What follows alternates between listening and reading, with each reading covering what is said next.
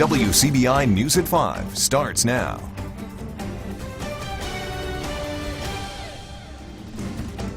Columbus police continue to look for two men who allegedly robbed a woman inside her East Columbus apartment. Thanks for joining us. I'm Emily Cassulo. Andrea has the evening off.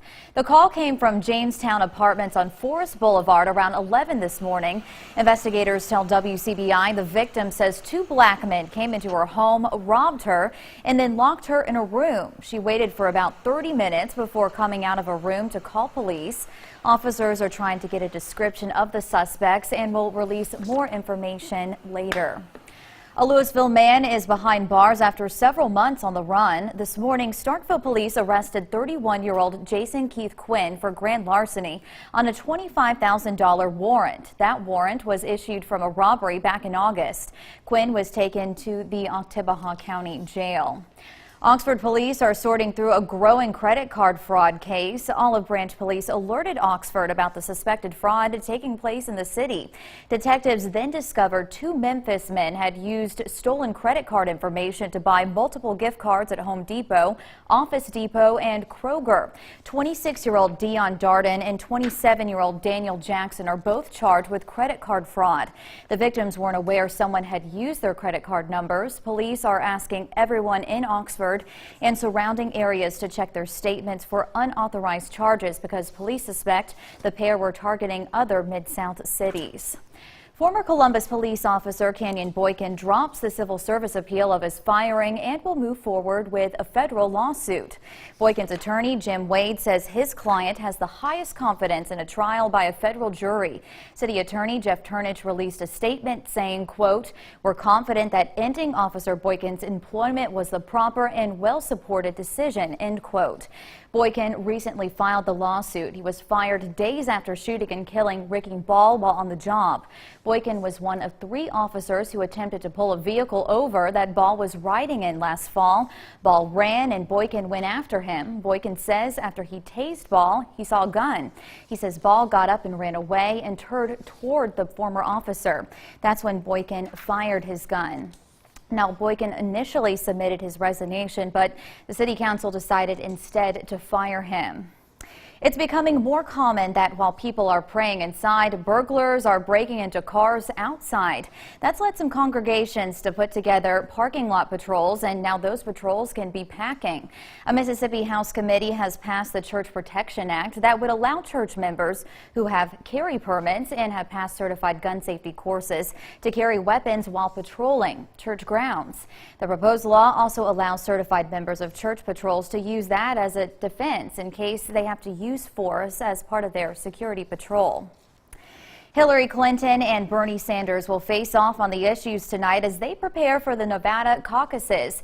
However, Republicans are focusing on South Carolina, where voters will head to the polls next week. Marley Hall has the latest from Milwaukee.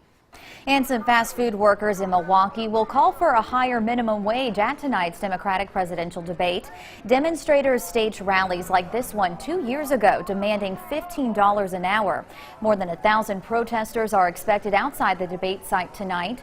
Bernie Sanders supports the $15 an hour minimum wage. Hillary Clinton says she would cap it at $12 an hour. The federal minimum wage is currently at $7.25. Now let's head over to meteorologist Taylor Graham with a first look at your forecast. All right, thanks, Taylor. Progress continues on 3 new volunteer fire stations in Lowndes County. Fire coordinator Sammy Fondren tells WCBI the station in Crawford is 95% complete. He says no official opening date has been set. Meanwhile, the new facility for West Lowndes on Frontage Road is about 50% done. Fondren says the new firehouse in Caledonia is 75% complete. Workers continue to dismantle the old Gilmer Inn in downtown Columbus. Caution tape lines the outside of the building to keep people away from it. Everything inside the building is being torn out. The city bought the old hotel for $425,000 late last year. Before demolition can move forward, more work must be done. The Gilmer has been on Main Street for more than a century.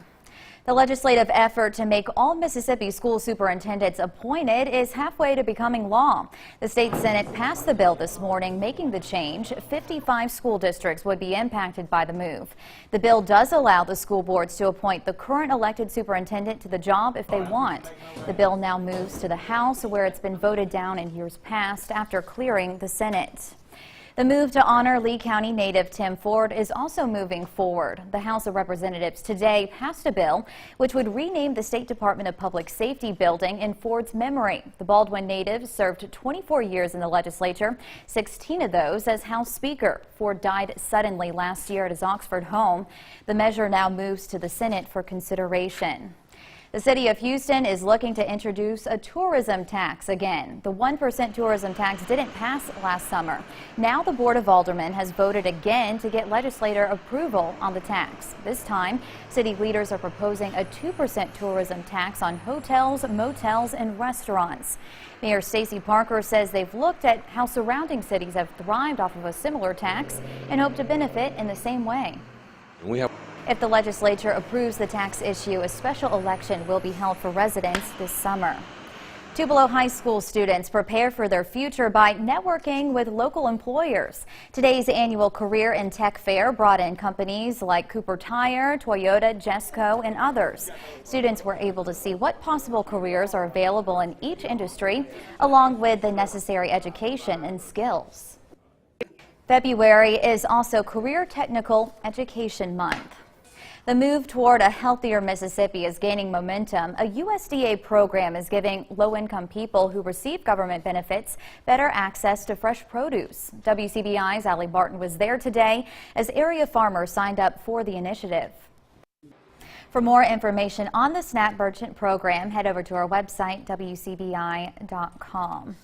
Coming up, we take an inside look at an extra sweet candy shop in Starkville. The story after the break.